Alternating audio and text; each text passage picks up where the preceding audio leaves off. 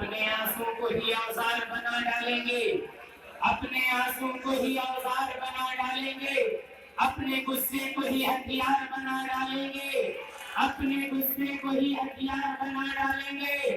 متحد ہو کے یہ بتلائیں فیروز آباد والے، جس کی بھی چاہیں گے سرکار بنا ڈالیں گے، بنا ڈالیں گے۔ یہ سرکار بنانے کا کام، یہ ذمہ داری میرے اوپر ہے۔ عزیزان قوم و ملت کے فیروز آباد کے دھڑکتے ہوئے پھول اور یہ شہراموں کا سمندر جو مجلس اتحاد المسلمین کے بینر تلے اور جناب شوکت علی کی قیادت میں ابھی آپ کے سامنے ہماری بہن اور ہمارے بھائی حضرات جناب شاداب چوہان نے پرمخت خطاب کیا۔ میرے دوستو، میرے بھائیوں، آج ملک کی گنگا زمینی تہذیب کو بگاڑنے کے اوپر چاہے یو پی کی حکومت ہو، برسر اقتدار کی حکومت ہو، میرے دوستو، میں اس وقت کلکتے میں تھا جس وقت اعظم خان یہاں کے مسلمان کو کتا بولے تھے، وہ دن میرے سامنے گزرا ہے۔ میرے دوستو، اگر آج آپ اپنا فیصلہ نہ کریں تو میرے عزیز ساتھیوں اور آپ کبھی فیصلہ نہیں کر سکتے ہو۔ میرے دوستو، آج اس ملک کی اچھے دن آ رہے ہیں کہ ہماری مائیں اور بہنیں بینکوں میں لائن لگا رہی ہے۔ اس ملک کے اچھے دن آ رہے ہیں کہ میرے بھائیوں، مسلمانوں کو جیلوں کے سلاخوں میں بھرا جا رہا ہے۔ ہمارے اچھے دن آ رہے ہیں کہ ہمارے گھر کو اجاڑ دیا جا رہا ہے۔ ارے مودی جی، ہم آپ سے نویدن کرتے ہیں کہ آپ ہمارے پرانے دن کو واپس کر دیجئے، اور آپ کے اچھے دن کی مجھے ضرورت نہیں ہے۔ جس کا گمان نہیں تھا وہی بات ہو گئی، جس کا گمان نہیں تھا وہی بات ہو گئی، تیری سحر سحر نہ رہی رات ہو گئی، اور اس دیش کے تو اچھے دن آئے نہیں مگر تیرے برے دنوں کی شروعات ہو گئی۔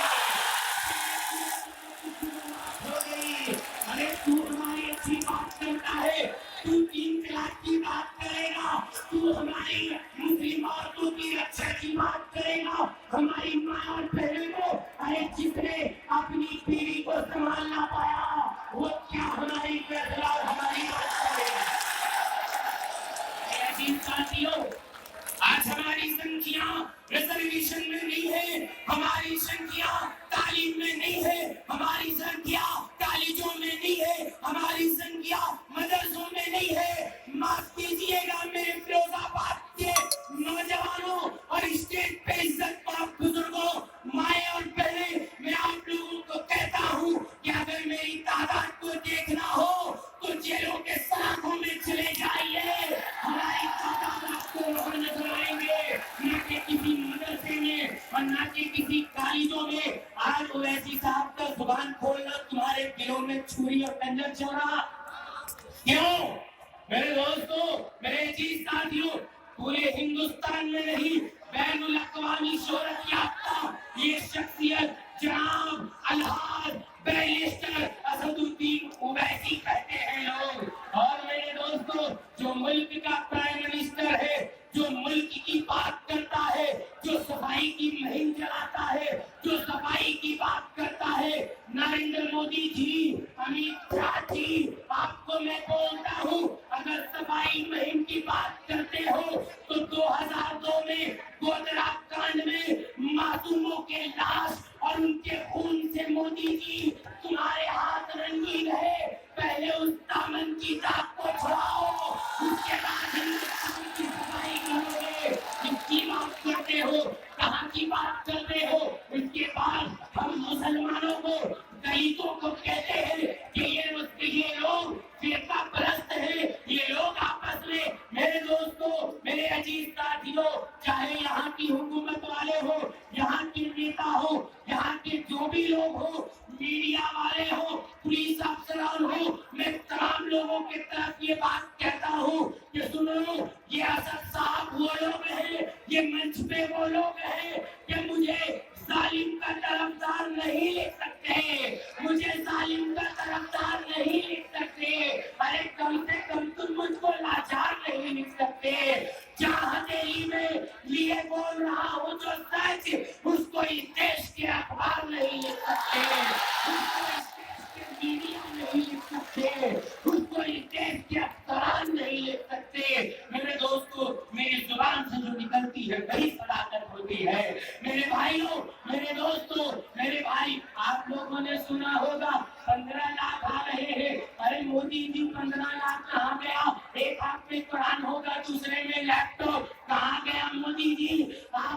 बात कर रहे थे विकास की, आप हमारी विकास को सत्यानाश कर दिया है। आप हमारी विकास की बात करते हैं। आप यूपी में सुन लो, मैं यूपी में मोदी हुकूमत के मानने वालों को और उनके तमाम नेताओं को कहना चाहता हूँ कि यूपी का खाप देखना बंद कर दो।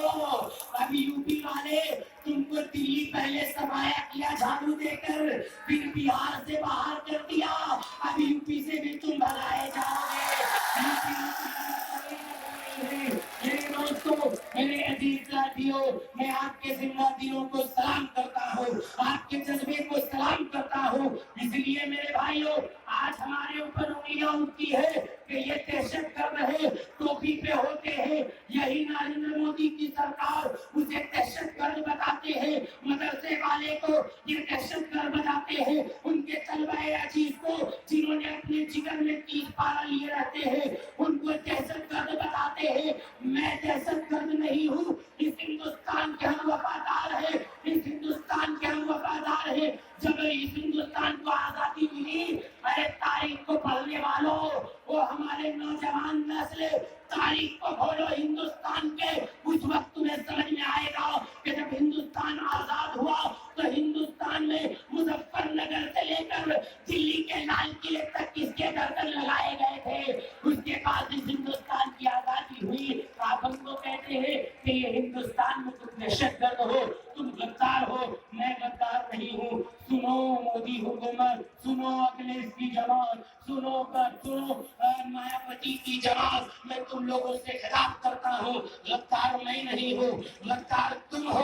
भारत के दुश्मनों का वफादार तू ही है, भारत के दुश्मनों का वफादार तू ही है। सच पूछो तो फांसी का हकदार तू ही है, और रिश्ता मेरा आतंकियों से जोड़ने वाले तारीख उठा के देखने का तार तू ही है, तू ही है। इस हिंदुस्तान से हम गद्दारी नहीं कर सकते हैं, इस हिंदुस्तान से हम नहीं कर सकते हैं। मैं अपनी बात को बहुत मुख्तसर करूंगा, इसलिए बहुत हमारे मेहमान एज़ाम और हमारे सब मोहतरम आने वाले हैं। क्या हुकूमत वालों, गरीबों के शहर में जब भी कत्लेआम होता है, तुम्हारे लब हुस्न लब पर जाम होता है, तुम्हारे इशारे से चमन में आग लगती है, तुम्हारे कारनामे से बदन में आग लगती है। तुम्हें हमदर्दी न हिंदू से, न मतलब है मुसलमान से, वफादत असलियत न गीता से, न कुरान से, मगर मजहब का नाम आ जाए तो नारा लगाते हो। यहाँ तैरो हरम के नाम पे झगड़ा कराते हो। चलाए जंगली कानून तुम इंसानों की बस्ती में, गिरा मंदिरों मस्जिद तुम्हारी सरपरस्ती में। मैं शायर हूँ, जो देखूंगा वही हर बार लिखूंगा। तुम्हें गद्दार लिखा था, तुम्हें गद्दार लिखूंगा। आने वाले इलेक्शन में यूपी में आप जनाब शौकत अली साहब के हाथ को मजबूत करें और जनाब सैफुद्दीन ओवैसी साहब के हाथ को मजबूत करें। और बता दे अखिलेश की जमात को कि जब तुम्हारा साइकिल गिर रहा था तो तुमने कांग्रेस का हाथ का सहारा लिया कि बचा लो। तो सुनो, तुमको बचा भी लेगा, लेकिन उस साइकिल का ब्रेक हम आवाम के हाथ में है। जब चापेंगे साइकिल रुक जाएगा। मैं इन अल्फाज के साथ अपनी बात को खत्म करता हूँ कि वक्त पड़े तो हर एक कान उठा लेते हैं, वक्त पड़े तो हर एक कान उठा लेते हैं। गुलों के शैदा हैं मगर खान उठा लेते हैं, गुलों के शैदा हैं मगर खान उठा लेते हैं। हम वो शायर हैं कि जब जुल्म का सन उठता है हम कलम पे